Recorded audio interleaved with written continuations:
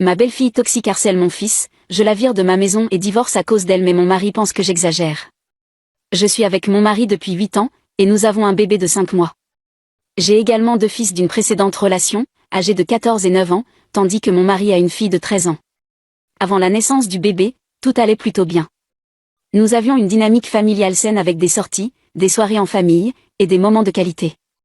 Mais tout a basculé après la naissance de notre fille. La maison est devenue un champ de bataille entre mon plus jeune fils et ma belle-fille. Ces deux-là se battent constamment, et 90% du temps. C'est ma belle-fille qui déclenche les conflits. Mon fils est sur le spectre autistique, et il n'aime pas être touché.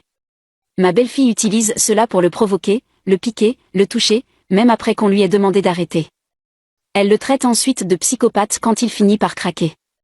Cela conduit à des moments de rage violente de la part de mon fils, ce qui rend la situation chez nous encore plus tendue. Mon mari et moi avons tenté d'intervenir, lui disant au moins 8 fois de laisser mon fils, mais rien n'a marché.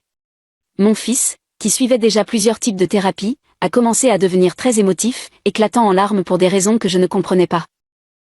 Sa thérapeute comportementale m'a alertée, me disant qu'elle était préoccupée par ce qui se passait entre mon fils et ma belle-fille.